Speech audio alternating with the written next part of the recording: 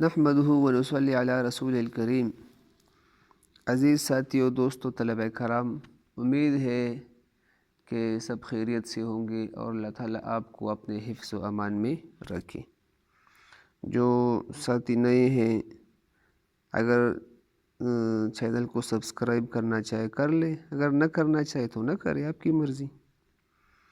اب آتے ہیں ہم آسمانوں سے زمین کی طرف کا جو واپسی کا سفر ہے۔ واپسی کے سفر میں حضرت جبریل علیہ السلام کے ساتھ آپ صلی اللہ علیہ وسلم اسی نورانی سیڑھی سے اتر کر زمین پر تشریف لائے۔ اللہ تعالیٰ سے شرف ملاقات اور ہم کلامی، آسمانوں پر جلیل القدر انبیاء علیہ السلام سے ملاقاتوں اور عظیم زیارات کا خصوصی اہتمام نبی کریم صلی اللہ علیہ وسلم کی امتیازی شان کا اظہار تھا۔ یوں اس مبارک سفر کی تمام منازل طے کرنے کے بعد آپ صلی اللہ علیہ وسلم مکہ مکرمہ پہنچے۔ واقع معراج پر کفار کا رد عمل۔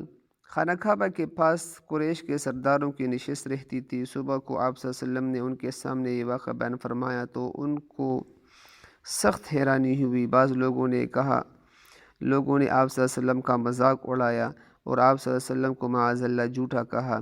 بعض لوگوں نے مختلف سوالات کیے اور ان میں سے اکثر شام کے تاجر تھے اور انہوں نے بیت المقدس کو بارہا دیکھا تھا۔ انہیں یہ بھی معلوم تھا کہ آپ صلی اللہ علیہ وسلم نے اس سے پہلے بیت المقدس کو نہیں دیکھا۔ انہوں نے آپ صلی اللہ علیہ وسلم سے بیت المقدس کے بارے میں کئی سوالات کیے۔ اللہ تعالیٰ نے اچانک آپ صلی اللہ علیہ وسلم کی نظروں کے سامنے پوری عمارت ظاہر فرما دی۔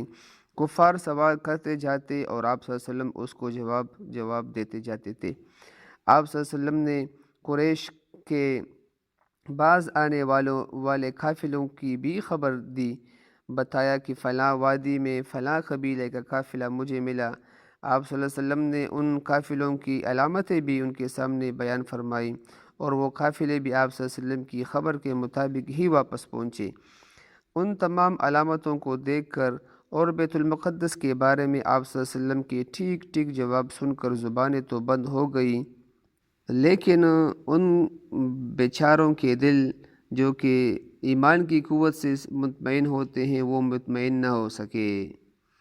لہٰذا جب وہ لوگ عاجز ہوئے تو آپ صلی اللہ علیہ وسلم کو جادوگر کہہ کر مجلس برخاست کر دی۔ نعوذ باللہ من ذالک۔ واقع معراج اور حضرت ابوبکر صدیق رضی اللہ تعالیٰ عنہ کا رد عمل۔ جب یہ خبر مکہ مکرمہ میں پھیلی تو بعض لوگوں کو یہ خیال ہوا کہ ابوبکر کے پاس جاتے ہیں رضی اللہ تعالیٰ عنہ اور وہ آپ کے ساتھی ہیں، اس سے پوچھتے ہیں کہ وہ اس خبر کے بارے میں کیا کہتے ہیں۔ وہ ایک عقل مند آدمی ہے، وہ ایسی خلافی عقل بات کو کیوں تسلیم کریں گے؟ ہو سکتا ہے وہ ایمان سے پھر جائے۔ چنانچہ وہ تلاش کرتے ہوئے ابوبکر صدیق رضی اللہ تعالیٰ عنہ کے پاس پہنچے۔ حضرت ابوبکر صدیق رضی اللہ عنہ نے یہ قصہ سن کر فرمایا، کیا واقعی آپ صلی اللہ علیہ وسلم نے یہ بات فرمائی ہے؟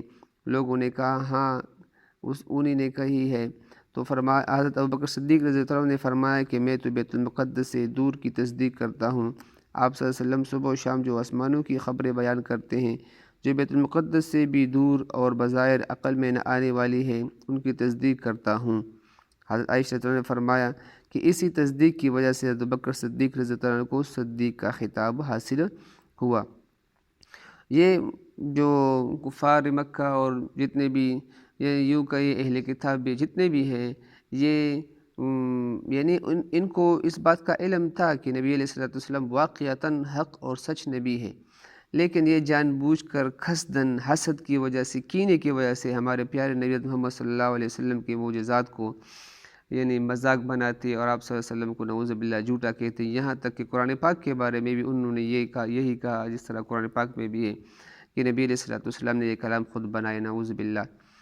عزیز ساتھیو، نبی علیہ السلام کے معجزات اور یہ واقعات سن کر ہمیں یعنی عمل کرنا چاہیے اور یوں نہ کہنا چاہیے کہ یار یہ واقعہ میں نے سنا ہے، کئی بار سنا ہے، ہر کسی سے سنا ہے۔ اس کا یہ مطلب نہیں کہ سنا ہے، بلکہ اب جو بات سنے اگر وہ کئی بار سنا ہو تو ہم یہ سوچیں کہ ہم نے اس بات پر عمل کتنا کیا ہے، تب ہمیں فائدہ ہوگا۔ اور یہ نہ دیکھے کہ یہ کون کہہ رہا ہے، یہ دیکھ کے کیا کہہ رہا ہے، اب اصل بات اس میں کیا ہے۔